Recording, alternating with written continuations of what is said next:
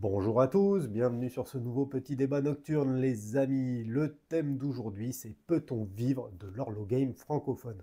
En effet, on voit apparaître de plus en plus de youtubeurs, de tiktokers, d'instagrammeurs, de snapchatters, de groupes Facebook sur l'horlogerie et on voit clairement qu'il y a une tendance à la professionnalisation. Est-ce qu'on peut réellement en vivre? Très récemment, les collègues de chez Watchart, ceux qui m'aiment pas bien, ont fait un live pour expliquer qu'ils étaient dans une situation critique et j'en suis désolé pour eux. Je me suis dit que ça pourrait être pas mal de vous donner un petit peu mon ressenti par rapport à tout ça. J'ai préparé une petite roadmap. On va faire plusieurs choses, hein. D'abord, je vais faire un petit bilan de ma situation personnelle, hein, puisque je fais partie de ces petits acteurs de l'horlogame, hein, à mon humble niveau. Ensuite, on va voir les différentes stratégies et business plans qu'il est possible d'apporter pour essayer de vivre de l'horlogame francophone. On va voir que c'est pas si simple que ça. Enfin, on fera un parallèle entre l'horlogame et le car game, hein, puisque Alexandre Lacharme de la chaîne Tocante a fait une vidéo sur le sujet et je trouvais ça pas con. Et enfin, une petite conclusion du Seigneur. Surtout les amis, restez bien jusqu'à la fin parce que je vais vous dire ce que je pense de Watchart et de leur situation actuelle. Faisons maintenant mon propre retour d'expérience, puisque j'ai une chaîne YouTube depuis maintenant, pareil, 4-5 ans, quelque chose comme ça, je ne sais plus trop. J'ai également un média associé, on a mis beaucoup d'efforts sur le média là, hein, cette dernière année, avec des articles qui traitent des news de l'horloge, qui reprennent les revues en format détaillé, hein. Toutes les revues que je vous fais en vidéo existent également en format article. Moi, j'ai jamais fait ça à but lucratif, hein. Clairement, j'ai déjà fait une vidéo sur le sujet. La chaîne me rapporte entre 100 et 200 euros sur les périodes de fête par mois, ce qui n'est pas beaucoup en sachant que je fais entre 2 et 3 vidéos par semaine. Les 52 semaines de l'année. Évidemment, c'est impossible d'en vivre. Au taux horaire, ça me rémunérerait largement moins qu'un Pékin. Maintenant, il faut aussi comprendre que j'ai jamais fait ça pour ça. Moi, derrière, j'ai des crédits à payer, j'ai un gamin à élever, il faut que je me nourrisse, etc. J'ai un travail qui me permet d'assouvir tous ces besoins, comme j'ai envie de dire la majorité des gens finalement, qui vont faire leur boulot toute la semaine et puis profiter de leur passion le week-end, le soir avec les amis, etc. Moi, c'est un peu ce principe-là, hein, vous l'aurez bien compris. À titre personnel, j'ai donc deux sources de revenus, je ne sais pas trop si on peut appeler ça comme ça. J'ai les rémunérations YouTube, c'est la plus grosse source de revenus. Donc ce que je vous disais, entre 100 euros et 200 euros par mois, et plus souvent 100 euros. Et ensuite, j'ai certains liens affiliation. Par exemple, quand je vous parle d'une montre sur Amazon, bah, si vous cliquez dessus, j'ai 2-3% de la vente. Et ça représente, je sais pas, allez, je vais pas vous mentir, peut-être 10 balles par mois, c'est que dalle. En vrai, je le compte même pas, je ne saurais même pas ce que c'est, tellement c'est ridicule, les amis. À l'heure actuelle, j'ai strictement aucun business plan qui a été défini sur ma chaîne, parce que moi, c'est une chaîne de passion. Je vous parle de quelque chose qui me passionne. Je ne veux pas forcément prendre un billet dessus. Si ça me permet de me payer une ou deux montres, bah, tant mieux. Sinon, tant pis. Pour le moment, j'arrive à faire autrement puisque je travaille. Concernant le site, c'est encore plus simple que ça. Le site ne me rapporte strictement rien et il me coûte à peu près 80 euros par mois, que ce soit de frais d'hébergement, de frais de maintenance, etc. Donc voilà. Maintenant que je vous ai parlé de ma situation personnelle, on va voir les différentes stratégies et business plans qui peuvent être mis en place pour vivre de l'horlogame francophone. Et on va voir, c'est pas si simple que ça, les amis. Évidemment, j'ai fait un petit peu le tour des acteurs principaux pour sortir ces idées. Comme d'hab, hein, mettez-moi en commentaire ce que vous en pensez. Si j'en ai oublié, n'hésitez pas à les mettre. Dans les petits débats nocturnes, l'objectif, c'est vraiment qu'on puisse échanger. Encore une fois, hein, il y a le lien du Discord si vous voulez vraiment parler avec des passionnés. Les amis, n'oubliez pas. Donc la première source de revenus possible quand on est dans le jeu de l'horlogame francophone, c'est la pub du média sur lequel vous diffusez. Que vous soyez sur TikTok ou sur YouTube, vous pouvez être rémunéré à la vue. Par exemple, moi, mes vidéos, je suis rémunéré entre 2,50 € et 3 € les 1000 vues. Une vidéo, quand je la poste, mes meilleures vidéos font 2000 vues, puis sinon les autres font encore moins. Donc on va dire dans le meilleur des cas, je vais toucher 5-6 € par vidéo, ce qui est pas foufou, hein, clairement. Il y a une particularité sur les vidéos de montres. C'est que la vidéo va faire beaucoup de vues à sa sortie, mais très rapidement, au bout de 2-3 jours, le nombre de vues va devenir dérisoire, ce qui fait que ce ne sont pas vraiment des vidéos que vous allez pouvoir capitaliser sur plusieurs mois. C'est-à-dire qu'une vidéo qui m'a rapporté 5 € en 3-4 jours, d'ici 4-5 mois, en tout, elle m'aura rapporté que 5 €, quasiment la même chose, quoi, finalement. Donc on ne peut pas vraiment capitaliser dessus. Donc à moins d'avoir des milliers d'abonnés et faire des millions de vues, ce qui est le cas de Franck, ce qui est le cas peut-être de Le Calibre, où là vous arrivez à sortir un chèque assez intéressant. Pour les autres, clairement, ce n'est pas quelque chose de viable pour en vivre. La deuxième méthode qui permettrait de vivre de l'horlogame francophone, c'est de faire du placement de produits. C'est ce qu'on voit sur toutes les autres niches, que ce soit sur du produit high-tech, que ce soit sur les vidéos de bagnole. On va avoir des placements publicitaires pour du VPN, pour de la boisson énergisante, pour des stylos qui volent, pour des pastilles, pour faire gonfler la quéquette. Enfin bref, vous l'aurez compris, le placement de produits, ça existe depuis toujours, ça existe dans toutes les niches, sauf dans l'horlogerie francophone. Il y a très peu de placements de produits. Sur les 4 dernières années, moi je regarde quasiment toutes les vidéos qui sortent.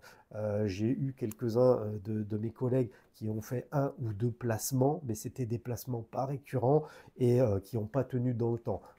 Celui qui m'a le plus marqué, évidemment, c'est Chronext, il y a 2-3 ans, qui a pris tous les gros youtubeurs de la scène et qui les a tous rincés. Mais aujourd'hui, Chronext, j'ai l'impression qu'ils sont un peu dans la merde et il y a eu pas mal d'embrouilles avec ça, donc voilà. Ensuite, on va avoir le sponsoring et l'affiliation.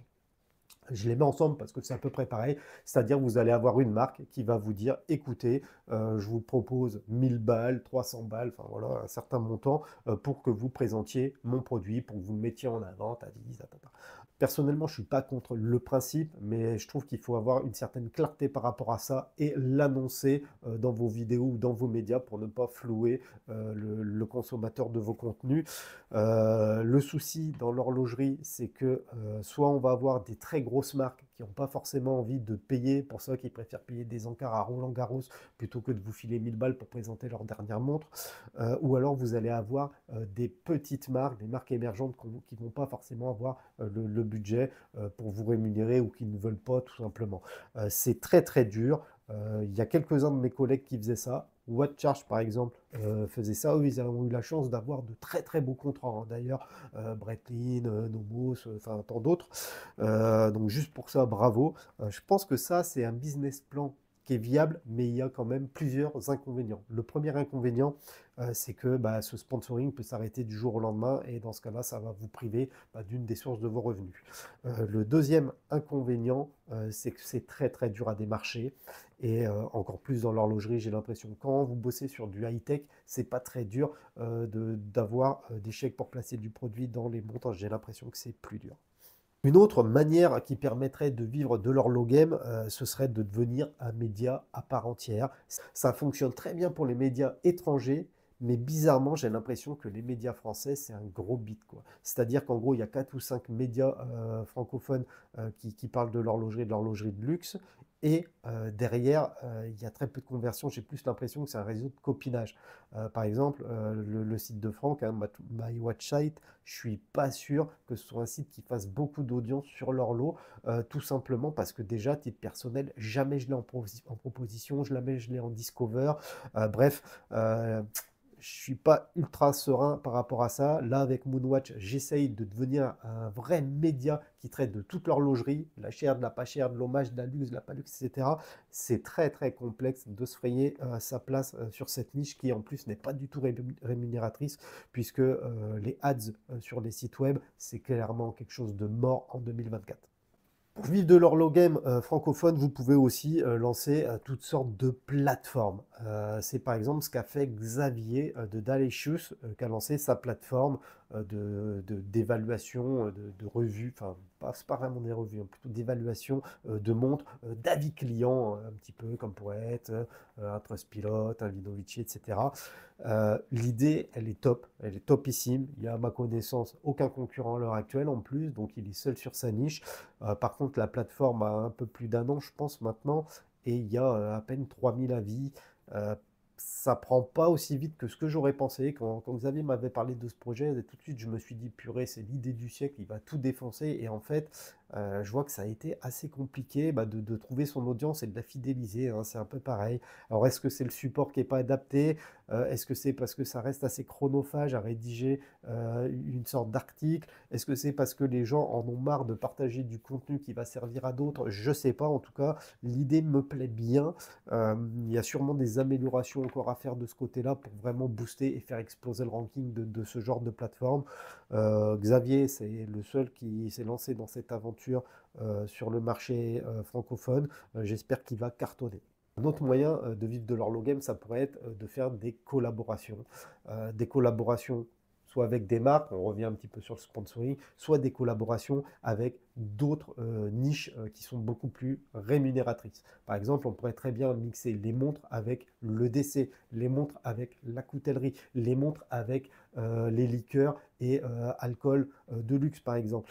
Je ne vais pas vous cacher, ça j'y ai pensé parce que je suis également fan d'un peu tous ces autres trucs et je me suis dit ça pourrait être sympa de mixer un peu tout ça. Après, c'est pareil, mettre en place un business plan par rapport à ça, ça va demander du temps, ça va demander de l'investissement, ce qui n'est pas forcément simple. L'autre manière, probablement la plus rentable hein, à l'heure actuelle pour vivre de l'horlogame français, c'est ce qu'a fait Breloque, c'est ce que va faire maintenant Watchart, c'est ce que fait par exemple No Box No Paper par des collaborations. Enfin, il y en a plein qui le font maintenant, c'est la vente de montres. Ça veut dire au début, vous créez une communauté en faisant le bobo, en faisant le kékou, en faisant le couillon. Une fois que vous avez votre communauté, vous devenez vendeur de montres. Et là, ça va rentrer forcément, surtout si vous arrivez à sourcer des produits de qualité à de bons tarifs. Là, vous allez vous goinfrer. Maintenant, tout le monde ne peut pas devenir vendeur de montres, clairement. Je vais me faire mousser un peu, mais moi, je pense avoir une bonne connaissance du market, qui soit vintage, pièces neuves, pièces de luxe. Pas haute horlogerie, hein, mais pièces de luxe classiques, type Vacheron, Patek, Audemars, etc. Et pourtant, je ne me verrais pas me lancer dans ce business-là pour plein de raisons. Parce qu'on est sur un business qui va être fluctuant, parce qu'on est sur un business qui demande d'immobiliser beaucoup de ressources. Et pas que pécuniaires, parce que derrière, il y a des notions de garantie, de SAV qu'il va falloir envisager. C'est des problématiques qui ne sont pas forcément simples à résoudre. Bref, la vente de montres, ça peut rapporter de l'argent, mais il faut que ce soit bien fait. Alors actuellement, je pense que c'est Breloque qui a le mieux géré entre sa part d'Horlogame et son business de vente de montres. Par contre, comme je l'ai déjà dit, je regrette un peu que ce n'était pas clair dès le départ. Une autre possibilité pour vivre de l'horlogame, ce serait de faire appel justement à sa communauté pour avoir par exemple des donations, des Tipeee, des choses comme ça.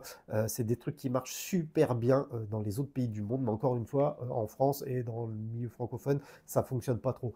En tout cas, pas pour les montres. Je crois que Watchart a essayé, je crois même que le Calibre avait essayé pendant un moment, et je suis pas sûr que ça permette de mettre un système viable pour plusieurs raisons.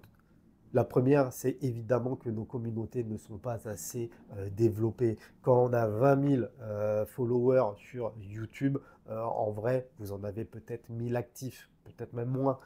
Du coup, c'est très difficile de faire une conversion là-dessus. À l'heure actuelle, il y en a trois qui pourraient peut-être tenter quelque chose comme ça. Il y a Franck, puisqu'il a dépassé les 150 000. Il y a le Calibre, puisqu'ils sont quasiment à 100 000. Et Clément, entre-temps, qui est quasi à 100 000 aussi. Mais pour les autres, c'est mort. Vous n'avez pas des communautés assez grandes. En plus, j'ai l'impression que ces Horlo-acteurs n'ont pas vraiment créé de lien avec leur communauté. C'est un peu comme moi, si vous voulez. J'ai vraiment le socle de la famille qui sont maintenant des amis, des potes. Et après, j'ai les visiteurs occasionnels et je ne me verrai pas leur demander 2 balles pour je ne sais pas quoi. Après, bon, c'est une histoire de mindset. Ce système de donation, il pourrait marcher. Malheureusement, on n'a pas des communautés qui sont réactives à ce sujet. Et du coup, si c'est pour faire le mendiant, autant rien demander, les gars. Évidemment, une autre manière de gagner de l'argent sur l'horloge game, ce serait de concevoir sa propre montre et de la commercialiser. C'est ce que Joao, de Montrez-moi, a fait avec son Holo 7. Ça a été un succès, mais le pauvre Joao, il a dû en chier et trimer comme un taré pour y arriver. Encore une fois, parce qu'on n'est pas forcément des grosses communautés, parce que là, tout de suite, ça sollicite sa communauté avec des montants qui atteignent facilement 500 000 euros. Du coup, c'est pas simple. Vendre sa montre, je sais que plusieurs youtubeurs ont ces projets-là. Le Calibre avait un projet avec Olek Waltz, je crois, mais je ne sais pas si c'est en cours, si c'est laissé tomber, je ne sais pas trop où ça en est. Je sais aussi que Julien de la chaîne Remontre a annoncé sa propre marque Radial au Timefest. Évidemment, je lui souhaite de réussir, bien sûr. Je sais aussi que ça a été plusieurs mois de travail, je crois 2 ans, pour arriver vraiment à sortir son produit. Donc félicitations à tous ces acteurs qui tentent ça. Et d'ailleurs, Julien, si jamais tu veux m'envoyer un sample pour faire une revue, c'est avec plaisir. Une autre solution serait de concevoir des produits dérivés, de les commercialiser. C'est ce qu'a fait WatchArch avec succès sur leur collection de bracelets. Et ça a plutôt bien fonctionné. Donc ça, c'est peut-être un business plan qui serait viable sur le long terme. Après, il faut apporter de la nouveauté. Après, il faut aussi prendre en considération qu'on reste sur des petites communautés. Du coup, bah, une fois que vous avez vendu vos 100 bracelets aux 100 gars qui vous suivent activement, bah, vous n'avez plus vraiment de personnes à qui en vendre. Donc ça, c'est assez complexe. Toutes les stratégies dont on vient de parler ne sont ni plus ni moins que des stratégies qui ont fonctionné pour d'autres niches, que ce soit la high-tech, la téléphonie ou même l'automobile. Et du coup, ça m'amène au dernier point de cette vidéo, qui est le parallèle entre les montres, l'horlogerie et l'automobile. Alexandre Lacharme de la chaîne Tocante a fait une vidéo sur le sujet et je trouvais ça intéressant finalement comme débat. Et même si j'aimerais que ce soit le cas, que l'horlogerie soit la nouvelle niche automobile de demain, je dois reconnaître que j'y crois pas du tout. Tout d'abord, il faut bien prendre en considération que l'automobile, c'est un besoin vital au jour d'aujourd'hui.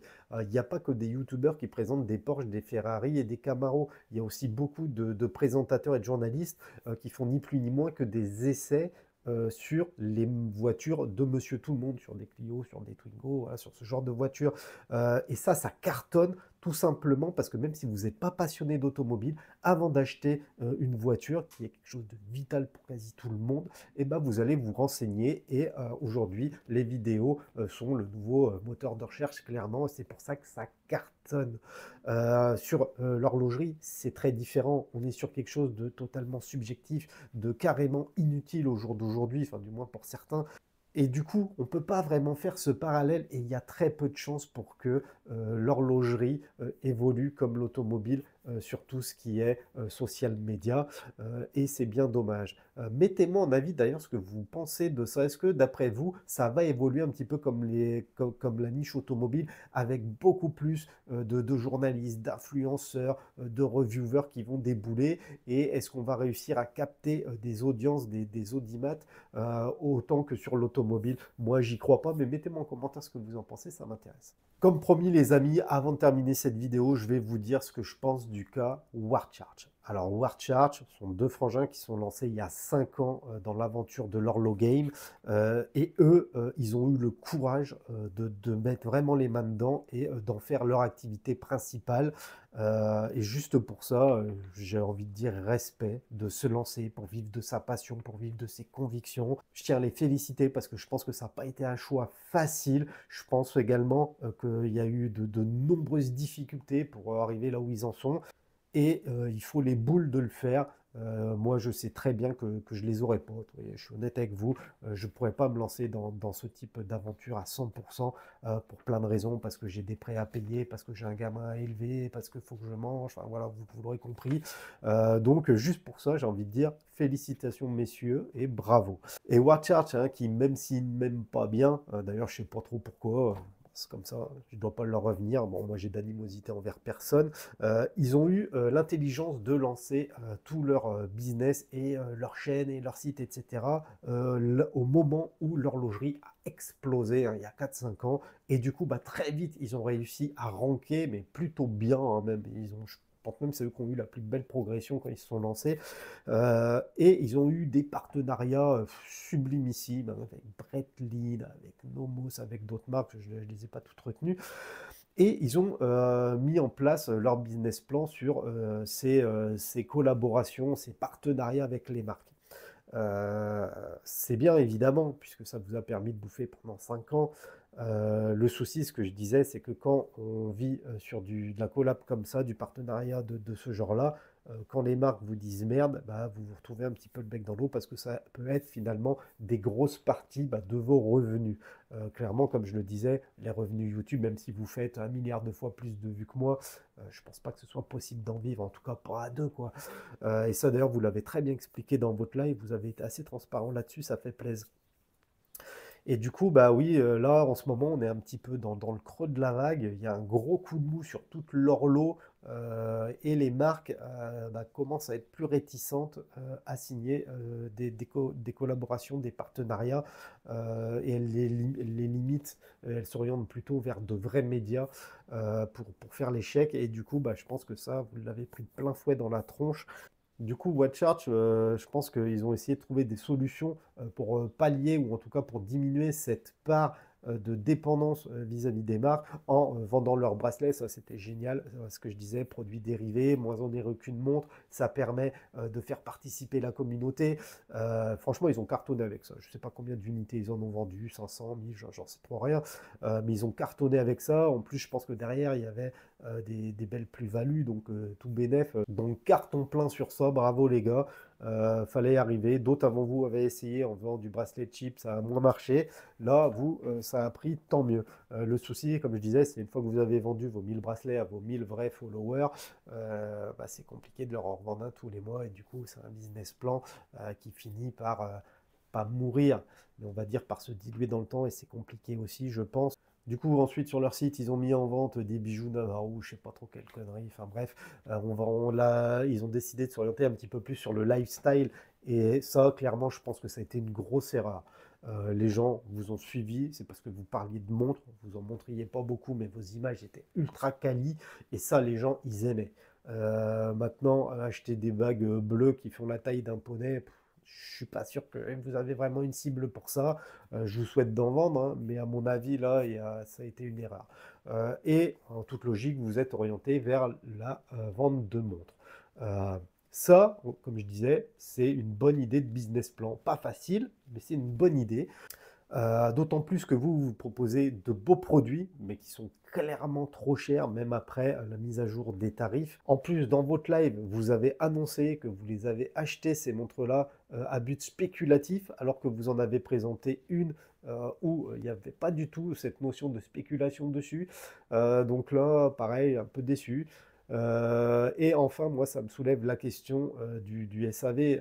Moi, je suis avant tout un consommateur, un client. J'achète pas mal de monde, de tout budget. Mais une chose est sûre, c'est que quand je lâche plusieurs milliers d'euros dans une montre vintage en plus, je veux des garanties.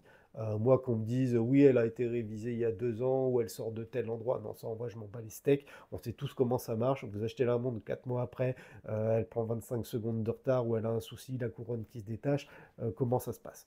Encore une fois, tout le monde n'est pas fait pour l'entrepreneuriat. Il faut avoir les épaules et le mental pour gérer les avaries, pour gérer les problèmes, pour gérer les coups durs. Oui, évidemment, quand tout va bien, on est le meilleur entrepreneur du monde, mais c'est pas ça qu'on voit un bon entrepreneur. On voit un bon entrepreneur dans les coups durs, justement. Donc voilà, moi, je leur souhaite, je vous souhaite de réussir, les gars. Bon, je pense pas qu'ils regarderont la vidéo parce qu'ils m'ont pris dans le nez, je sais pas trop pourquoi. Mais bon, en tout cas, je leur souhaite quand même de réussir parce que ça fait toujours mal au cœur de voir des collègues se prendre un mur. Mine de rien, au travers leur live où ils ont été plus transparents, bah, ça cache un petit peu tout l'envers du décor du luxe, de ces montres de paillettes, d'or, de diamants. On voit que, bon bah voilà, il y a le réseau de copinage, mais à la vraie vie, c'est pas que ça, quoi. Comme d'hab, surtout foutez-moi en commentaire ce que vous en avez pensé. On est sur le domaine de l'horlogerie, évidemment là c'est pas une présentation de montre, mais c'est quand même quelque chose d'assez intéressant parce que qui dit horlogerie dit argent, surtout quand on parle d'horlogerie de luxe. Et je pense que c'est sympa de voir un petit peu vous émerveille tous. Donc si ce type de vidéo vous plaît, hein, comme d'hab, le pouce, le commentaire, abonnez-vous et puis bah moi je vous dis à bientôt dans une prochaine vidéo. Tchuss.